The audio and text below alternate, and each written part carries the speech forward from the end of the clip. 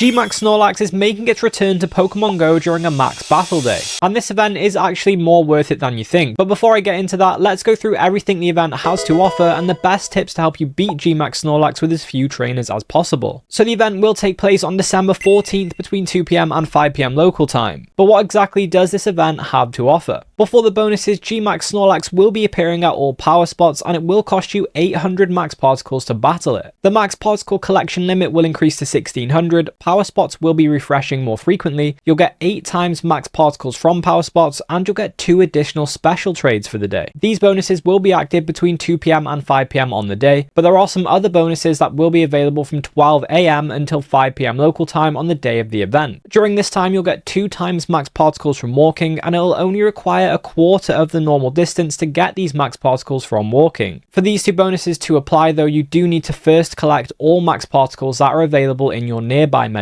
And for those of you that can't get out and do these battles, the remote raid limit will also be increasing to 20 from December 13th at 5 PM until the 14th of December at 8 PM PST. So you will be able to do up to 20 remote raids on each of those 2 days. And you can use this increased remote raid limit to battle GMAX Snorlax if you wanted to, or you could use it to raid other Pokemon that are available at the same time as this event. Pokemon such as Reshiram, Mega Abomasnow, and Shadow Heatran. And these aren't the only bonuses you can get access to for this event, because you do also have the option of purchasing a $5 ticket that will get you a Max Mushroom, 25,000 XP, and you'll get the following bonuses: 2 times XP from max battles, and the max particle collection limit will be further increased to 5,600. You can also get this ticket for the same price on the Pokemon Go web store, but you will also get a bonus premium battle pass with it as well. And purchasing the ticket from the web store is ideal because you do get additional reward points that will progress reward road more quickly, and this can lead to some bonus premium items at no extra cost. You will also have a free timed research running from December 8th at 6 AM until the 14th at 5 PM local time. And this will get you an encounter with Max Machop, some candy, and some max particles to help you take on GMAX Snorlax. And I do highly recommend holding on to the particles you get from this timed research, and don't claim them until the max battle day so you can use them for more GMAX Snorlax battles, because they won't count towards the max particle collection limit when you claim them. And if you are planning on doing these battles in person, do note that you can use the RSVP system so that other trainers know when you plan to be at that battle, so you can more easily coordinate with other trainers to get the numbers you need to beat the max battle boss. All you need to do is tap on a power spot that is hosting a max battle, tap this icon and pick a time slot that you're going to join the battle. This lets other people know when you plan to do the battle and they can choose to join that RSVP. Do note that you can also invite people to that RSVP time slot as well. Now with that said, is GMAX Snorlax actually worth battling in the first place? Is it any good in Pokemon Go? Well, GMAX Snorlax is actually a strong tank and healer with its really high HP stat of 330. Not only that, but it is a normal type, so it is weak only to fighting types, and it comes with a 0.5 second animation fast attack Lick, so it is going to be able to charge the max meter quickly in the regular battle phase. All of these things make it a pretty decent tank. However, the main issue is that Max Blissey is in the game, which is better in pretty much all scenarios, and with tanks like Crown Zamazenta, Crown Zacian, and Max Corviknight, GMAX Snorlax does tend to fall down the list a little bit. However, if you don't have these, it's definitely going to be a decent tank or healer that you can use. As an attacker, unfortunately, GMAX Snorlax is locked into GMAX Replenish, which is a normal type GMAX move, so it isn't super effective against any type. Therefore, there is pretty much always going to be another better option to use as an attacker in its place. Either way, generally it is more of a defensive Pokemon. Now, as I mentioned before, this event is actually more worth it than you think, even despite GMAX Snorlax not being the most relevant Pokemon. And that is because of the large amount of Stardust and XP on offer for GMAX battles. You see, GMAX battles are some of the most lucrative battles for Stardust because you do get 25k per battle, which is 37.5k with a star piece active and 75k if you double up your rewards with 200 Pokecoins. And for XP, you also get 25k per battle, which will be 50k with a lucky egg and 100k if you double the rewards with 200 Pokecoins. And you do also get an extra 2500 XP if you do the battle in person.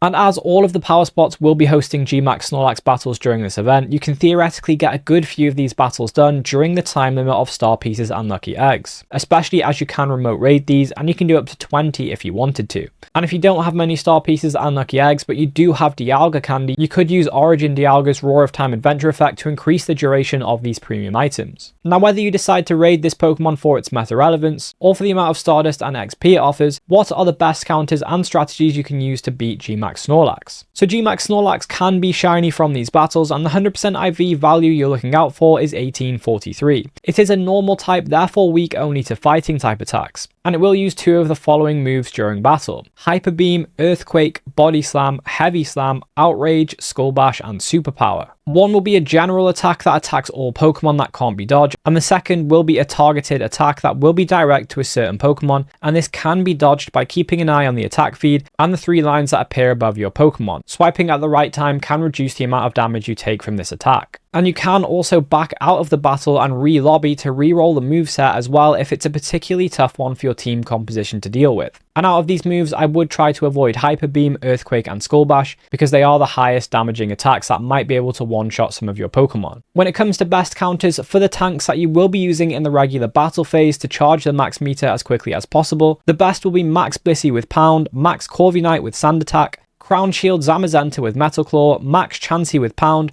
Crown Zacian with Metal Claw, Max Suicune with Water Gun, and Max Metagross with Fury Cutter. And for attackers that you will swap into during the max phase to use their max attacks, the best will be GMAX Machamp with Counter, Max Single Strike or Rapid Strike Urshifu with Rock Smash, Max Gallade with Low Kick, Max Machamp with Counter, Max Alakazam with Counter, and Max Passimian with Rock Smash. It is generally worth taking 2 tank Pokemon and 1 attacker into battle. And that leads us to the question of how many trainers is it likely to take to beat this max battle boss? Well, I would probably recommend somewhere around 10 trainers, but this will be less if you have good communication and strategy. However, if you are remote raiding into these raids, I would recommend having at least 20 in the lobby because you don't know what kind of counters these trainers have, and you can't really communicate them unless you're using some kind of external chat. And remember, once the battle starts, that remote raid pass is locked to that specific battle, so you can try and do that battle again if you fail, but you can't take it out and use it at another battle. There are, however, some things you can do to beat this max battle with fewer trainers. Firstly, whilst expensive to purchase, max mushrooms do double your damage output, so it is a great item to use if you don't have a big group of people to do these battles with. You can also further increase your damage output by 5% if you use Crown Zacian's Behemoth Blade Adventure effect. Alternatively, you could use Crown Zamazenta's Behemoth Bash Adventure effect to increase defense by 5%. And probably the best adventure effect to use if you have access to it is Eternatus's Dynamax Cannon, because it does raise the level of all Pokemon's max attacks in battle, meaning if you haven't unlocked a max move on a Pokemon, it will be temporarily raised to level 1,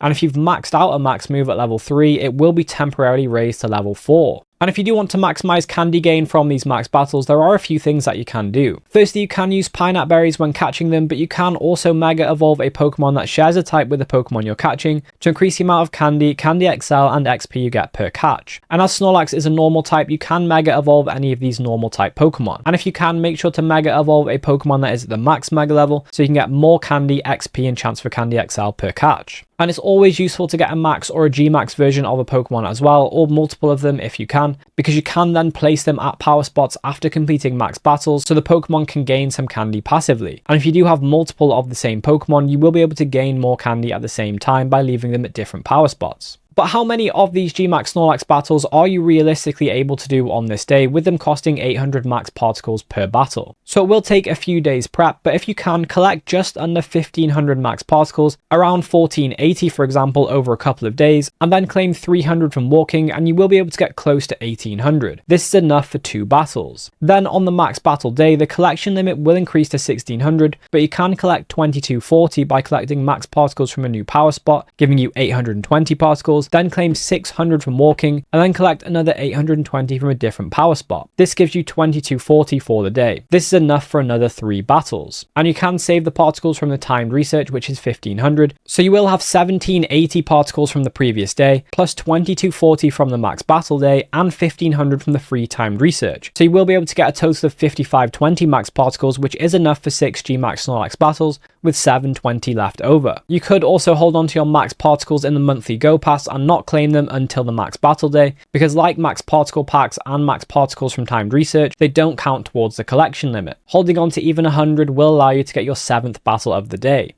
So that is 7 GMAX Snorlax battles that you can do if you're maximizing your particles. However, you can get a free max particle pack to get your 8th battle by joining a community ambassador meetup. To do this, you do need to head over to the Niantic Campfire app and check your local area on the map to see if there is a meetup being held specifically by a community ambassador. Then if you go to the meetup, you can check in via the Campfire app and you will receive a timed research. And upon completion of this timed research, you will get 800 max particles to use. But with that said, if you did find this video helpful, then I recommend checking out this video on the screen next, and I'll catch you in the next one.